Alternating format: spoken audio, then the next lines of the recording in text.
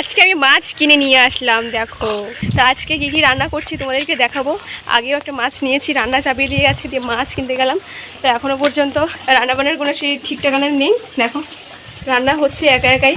আমাদের কড়াইটা কালো বলে কিছু মনে করো না, দেখো অল্প করে চিচিঙ্গা ভেজে নিচ্ছি। চিচিঙ্গা ভাজাটা হয়ে গেছে, একটা বাটিতে নামিয়ে নিয়েছি। কড়াইতে চাপিয়ে দিলাম সর্ষের তেল।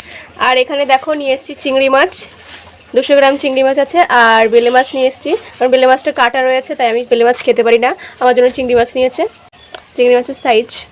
তো এগুলো এখন কাটবো, জানি না আমি কাটতে পারি না, মা পুজো দিয়ে আসবে তারপরে কাটবে। তো মা আস্তে আস্তে আমি আঁকড়িগুলো ভাজা করে নিই। মাছ কেটে ধুয়ে ধুয়ে নিয়ে এসেছি, আর চিংড়ি মাছটা ধুয়েছি, এখনও কাটা হয়নি। আঁকড়ি ভাজা আর চিচিঙ্গা ভাজা হয়ে গেছে, ওইটা ওই ঘরে নিয়ে গেছে, বাবা ভাত খাচ্ছে। বেলে মাছের একটু ডিম হয়েছিল, সেটা এখন ভাজছি। আর এখানে আমি চিংড়ি মাছগুলো ছাড়িয়ে নিচ্ছি। আর এখানে তেল চাপিয়ে দিয়েছি আলু পটলের জন্য। তো তেলটা গরম হয়ে গেছে, পটল দিয়ে দিলাম। তো এখানে আমি আলু পটলের তরকারিটা চাপিয়ে দিয়েছি। মা এখনও পুজো দিয়ে আসতে পারেনি, তো আমি চিংড়ি মাছ ছাড়াচ্ছি হালকা করে, মাথাটা ছাড়িয়ে নিচ্ছি আর লেজটা ছাড়াচ্ছি। আর মাঝখান দিয়ে করে দেখো এই যে এই সুতো সুতো করে এভাবে চিমটি কেটে টান মারলে একটা সুতোর মতন বের হয়, এটা বলে ভু। দেখো আলু পটলের তরকারিটা হচ্ছে, আর আমাদের চিংড়ি মাছ কাটা হয়ে গেছে। চিংড়ি মাছটা এই সাইডে আমি ভাজা করে নিচ্ছি। একটু আঁকড়ি কেটেছে, আঁকড়ি ভাজা করবে, কারণ যে আঁকড়িটা ভাজা করেছিলাম সেটা বাবা খেয়ে নিচ্ছে, ভাই খেয়েছিল, তো শেষ হয়ে গেছে। আর এগুলো বাটা করবে।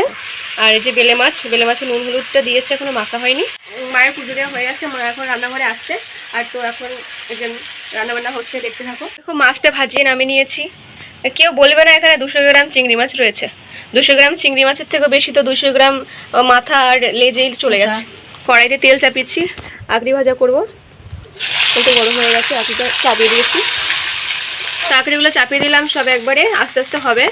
আর এখানে দেখো বেলে মাছের মধ্যে নুন, হলুদ আর পেঁয়াজ, সর্ষের তেল, লঙ্কার গুঁড়ো, রসুন সব কিছু দেওয়া হয়ে গেছে। এটা এখন মেখে হবে। আর এর সাথে একটু পরিমাণে আলু দেবে। তো এখানে মা বসে বসে তাই কাটছে। দেখো এখানে আঁকড়ি ভাজা হচ্ছে, রেডি পাল্টিয়ে দিয়ে নিয়েছি। আমার থেকে আঁকড়ি ভাজাটা খেতে বেশ দারুণ লাগে, তাই ভাজিও বেশ দারুণ করেই করি। আলু পটলের তরকারি রান্না কমপ্লিট হয়ে গেছে, তো নামিয়ে নিয়েছি। জানি না তরকারিটা কীরকম হয়েছে, সিম্পলি রান্না করলাম। বেলে মাছের তরকারিটা মা রান্না করবে। আলু কেটে নিয়েছি বেলে মাছের জন্য। আর এটা তো মাখিয়ে রাখিনি এখনও, এমনি নুন, লঙ্কা, হলুদ, রসুন, পেঁয়াজ সব কিছু দিয়ে দিয়েছে। আর এখন একটু খুন্তি দিয়ে নাড়িয়ে মেখে নিচ্ছে। আর এখানে তেলের মধ্যে দিয়ে দিয়েছে জিরে আর পেঁয়াজ কুচি। আর ওই সাইডে যে কড়াইটা আছে, ওই কড়াইতে যাবে চিংড়ি মাছের মাথা যেগুলো ছিল আর কি, চিংড়ি মাছের মাথাগুলো এখানে তেলে নেবে। মা মাছটা মেখে দিয়েছে। আর এখানে যে আলু কুচি রেখেছিল, সেই আলুটা পেঁয়াজের উপরে দিয়ে দিয়েছে, রান্না করে নিচ্ছে। মাছটা এখানে মেখে নিয়েছে। তো আলুটা একটু ভালো করে কষাবে। ওই পাশে কড়াইটা গরম হয়ে গেছে, কড়াইতে দিয়ে দিয়েছে চিংড়ি মাছের খোসাগুলো, একটু লবণ দিয়ে দিচ্ছে, একটু ভালো করে তেলে নেবে। রান্নাঘরটা এলোমেলো হয়ে গেছে, তাই বলে তোমরা কিছু মনে করো না যেন। রান্না করার সময় এরকম একটু নোংরা থাকে, তারপরে রান্না করার পরে ঠিক হয়ে যায়। এখানে চিংড়ি মাছের মাথাগুলো তেলে নিয়েছে, খুব টেস্ট লাগছে। এগুলো এখন এই যে এখানে বাটা করবে, কিন্তু এখনো করছে না।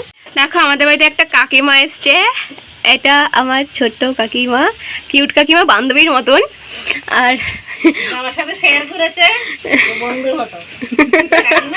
বলছে আমাকে বলছে কাকিমা ডাকবি না, কিছুই ডাকবি না, পরিচয় হবে বিয়ের পরে। তো দেখো আলুতে মাছ দিয়ে দিয়েছে, এখন মাছ দিয়ে একটু কষিয়ে নিচ্ছে। এখন একটু জল দিয়ে দিচ্ছি, একটু জল দিয়ে কষালে ভালো হয়।